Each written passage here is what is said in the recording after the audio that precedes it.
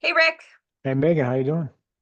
I am doing well. I'm happy to be here. It's a beautiful day. It is It April is. 1st, April Fool's Day, Man, but we won't let that deter us from not getting sidetracked with some silly April Fool's thing that we see online. that's So for here we sure. are. Yeah, good to be here. Speaking of April, Mm-hmm.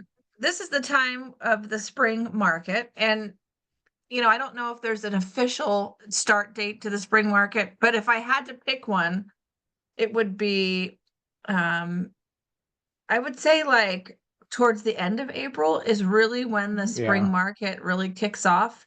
And then Yep. it's pretty strong until, almost Thanksgiving time. So Yeah, I would that say roughly being from said, like Easter forward, I'd say it's probably spring break, right? The spring, kind of the yeah, spring market. yeah, yeah. Well, Yeah. like Timmy had spring break this week, for Okay, there you college. go. So Right yeah. there. So, speaking of spring, this is the busiest time to buy and sell a house in Orange County, um, historically. And so Mm-hmm. it's good for you to be prepared. Whether you're a buyer or seller, preparation is going to be at least 80% of what you need to do before you go live with either your search or your listing. You've got to get prepared. And Yep. part of preparing is knowing what's happening in the market as of recent, right? Mm-hmm. Mm-hmm. So I subscribe to Stephen Thomas's reports on housing. And Stephen Thomas, also his son Brennan, he put together this monthly report. They have a podcast. You can find them on YouTube. And they have really great data that is accurate. And so we do a lot of reading of this data. Mm-hmm. So if you're a buyer, um, there's there's a 50% chance it looks like that you could get the house above the list price or below the list price. It looks like there's a 50% chance. So, Pretty close. Yeah. yeah, so what is the determining factor? Where's the line drawn that you're going to get a house under list price because everybody wants a deal, right? Mm-hmm. In my opinion, if the house is overpriced or has some sort of condition issue or location issue, you're probably going to get it. You're going to be more likely to get a better deal on it, depending on how it was priced in the first place. The market has been so hot Mm-hmm. that people have ignored things that normally they would not ignore, like Mm-hmm. houses on busy streets, houses with 3 levels, houses with no parking, houses that are Mm-hmm. indescript and boring, or houses that need, people were just eating them up like cereal over the last couple of years. But Mm-hmm. now that the market is normalizing, if you're the seller of one of those properties, like you have to recognize what you have and price it correctly Mm-hmm. because it's going to sit on the market and you're going to be on the 51% of houses that sold below market. Yeah, that's true. I'm seeing that's kind of a trend on my side that I watch, and I know you see the same thing, but I'm seeing that sellers go in a little bit hot on the price, think their house is always worth more. And sometimes it is, sometimes it isn't, but they want to test the market. And then they'll sit there for maybe a couple of weeks, 3 weeks. They go, oh, maybe my realtor was right. I should probably lower the price a little bit. And so that Yeah. comes off of listing price or asking price. And that's where you get, I think, kind of that trend there a little bit. And there's probably Hmm. some buyers that actually, once they get into an offer negotiation, depending upon that situation, do sometimes get a house less than what the seller was asking, based on what you Hmm. said. There's certain factors. Yeah. I mean, and everything is price, right? I mean, Right. everything Yeah. is price. All of these things are under the price Hmm. umbrella. It's like Right. you're in a good location, price. You're in a bad Hmm. location, price. You're in a good condition, price. Hmm. And so it's just really important to nail that. I just recently put a house on the market for 899.9, Hmm. and I expected it to sell for about 950, somewhere in the mid nines. Hmm. And the seller said, "Well, why don't we just price it at 950?" And I said, "Well, if we price it at 950, then everybody's going to be comparing it to other houses that are priced at 950. And they're going to really be a little bit pickier about it because Mm-hmm. maybe our location isn't as strong or whatever the situation is. But if we price it at $899.9, then we'll get a lot of activity and we'll Mm-hmm. get multiple offers, and people will be looking at it with $899 goggles, thinking, well, this is a great house. I'll pay a little bit more for it. And it's like the tables are turned. So you just Mm-hmm. have to be pretty, like I said, all this, the 85% of the work goes in before you put the house on the market. You better have a good strategy, because I promise you this, no amount of open houses are going to sell your house if it's overpriced. It's 100%. just, yeah, it's just 100%. a fool's game. It's just Mm-hmm. a way, if you're an agent, to make it look like you're doing something when you're out of control. You have no control. An open house is to make the house accessible to people. It's such a laborious task now to go look at Mm-hmm. houses, because you have to sign a buyer broker agreement. Yeah. But if you go to an open house, you can just, Walk sign in. in. Yeah. Yeah, it's a lot less Mm-hmm.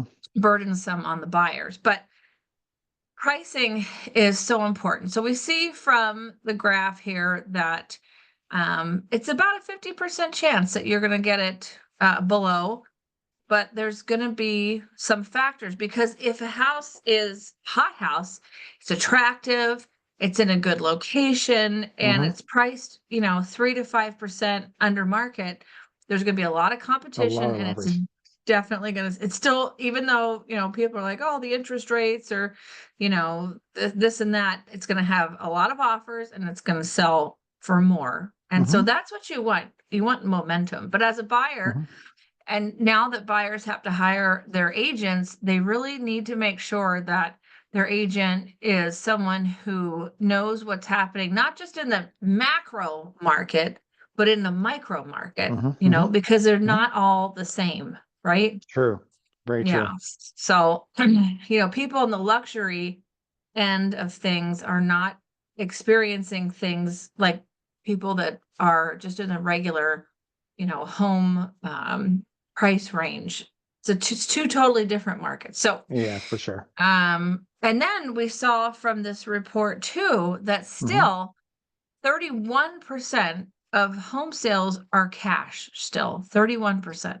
That's kind of surprising to me. I've seen that trend. We saw that trend earlier, really over the last 7 or 8 years. That trend has been pretty consistent. Not much change, if we ever take 5 or 10%, but it's been a very Mhm. consistent level of around 30 or so percent, give or take a few points of cash buyers.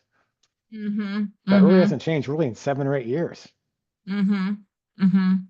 Yeah, definitely. I mean, we have a definite fair share of cash buyers because we have a lot of fixers too, Yeah, so for sure. we tend to Yeah. get that. Rick, do you have Mhm. anything to add to this that you think is important?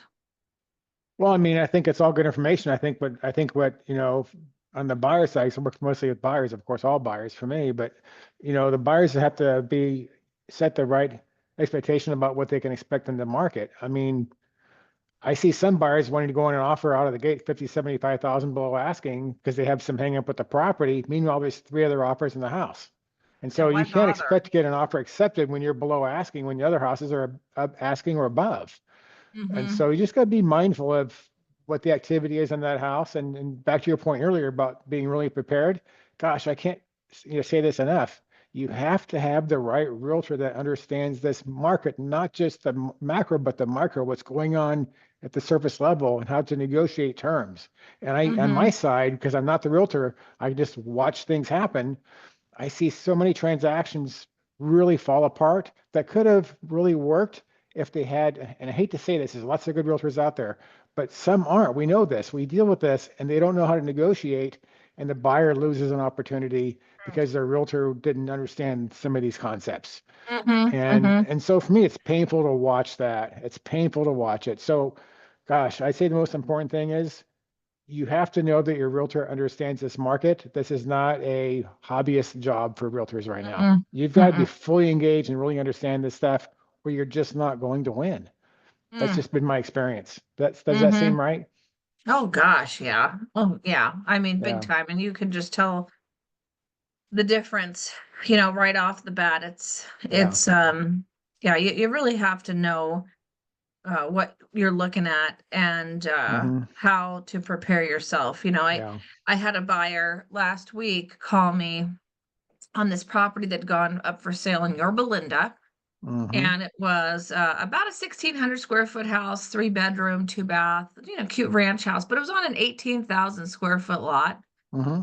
And the realtor had it priced just under $1 million. It's like, oh, Mm. for God's sakes, we know what's Yeah. going to happen Yeah. here. Oh yeah. It's gonna be a Houses with a circus. big lot are a hot Hmm. commodity because Hmm. everybody wants to build ADUs. ADUs. Yeah.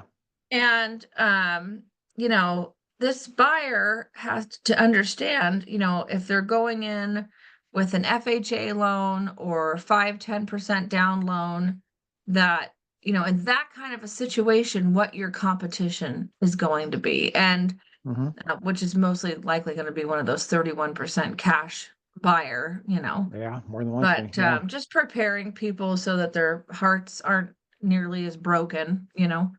But Yeah, I yeah. mean, yeah, all these things are so important, and we talk about this so often. But also, we'll say on the lending side, the same thing really applies on that because I do a lot of these cross quals, Hmm. and you'll call me, for example, other agents will call me and say, "Hey, Rick, can you cross qualify this buyer for us? We have an offer. Make sure they're a good buyer."